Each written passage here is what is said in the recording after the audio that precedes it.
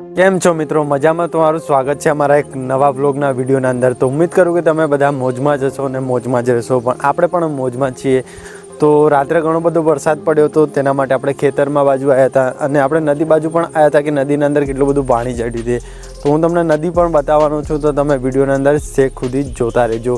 તો સૌથી પહેલાં હું તમને બેક કેમેરો કરીને પણ બતાવી દઉં। અત્યારે તમે અહીંયા જોતા જ હશો કે હું નદીના બાજુમાં ચાલતો પણ જાઉં છું। તો આપણે પહેલી બાજુ જઈએ સૌથી પહેલાં, અને પહેલી બાજુથી હું તમને નદી બતાવવાનું ચાલુ કરું। તો ચલો હું તમને બેક કેમેરો કરી અહીંયા તમે જોઈ શકો છો અત્યારે જે પાણી ચડે છે ને, તો પહેલાંના વ્લોગના અંદર મેં તમને બતાવ્યું હતું આ જગ્યા પર પાણી નહોતું, પણ અત્યારે પાણી આવી ગયું છે। અને તમે જોઈ શકો અત્યારે પાણીના કિનારામાં આપણે ચાલતા જઈએ છીએ ને અહીંયા મગર પણ છે, તો મગરની પણ બીક લાગે ને અત્યારે ઘણું બધું પાણી પણ ચડે છે। રાત્રે 10 ફૂટ પાણી ચડે છે અને અત્યારે અહીંયાથી પણ આપણે રિટર્ન થવાના છે અને પેલી બાજુ પણ દેખાવાનો છું। તો સૌથી પહેલાં આપણે ઉપર જઈએ ને ઉપરથી વ્યૂ સરસ મજાનું આવશે, તો તેના માટે ઉપર જઈને હું તમને બતાવી દઉં। હવે ઉપરથી તમે વ્યૂ બધા ચેક કરો, કેટલું સરસ મજાનું વ્યૂ આવે છે અને આ બાજુ પણ તમે જોઈ શકો છો કે અત્યારે પાણી પણ ચડે છે અને આ બાજુ તમે જુઓ હવે કેટલું સરસ મજાનું પણ દેખાય છે અને પાણી અત્યારે ચડે છે ને જ્યાં વ્હાઈટ પથ્થરવાળી ડુંગળી છે ને એ પણ અત્યારે પાણીની અંદર ડૂબી જશે। લગભગ 5-6 દિવસ જેવું લાગશે અને વરસાદ પડ્યો તો વધારે એક જ દિવસના અંદર ડૂબી જશે। અને આપણે પેલી બાજુ પણ બતાવવાના, તમે આ જોઈ શકો અત્યારે પાણી આ જગ્યા પર પાણી નહોતું અને આ જગ્યા પર આપણે ચાલતા જતા હતા અને આ પાણી આવવા માટે લગભગ 5-6 દિવસ જ લાગ્યા છે, વધારે નથી લાગ્યા।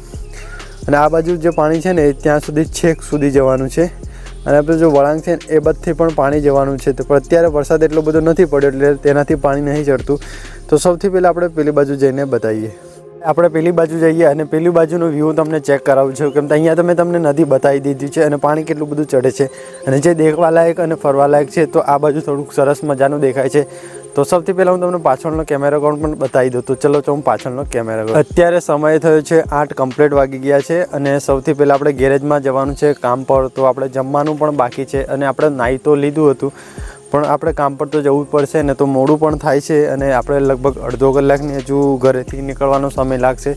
તો ઓલમોસ્ટ 9 તો વાગી જવાના છે અને તમને બધાને મારો બ્લોગ પસંદ આવ્યો તો બ્લોગને એક લાઇક અને ચેનલને સબસ્ક્રાઈબ કરીને જરૂરથી જવાનું। તો નવા બ્લોગમાં મળીએ, ત્યાર સુધી તમને બધાને રામ રામ।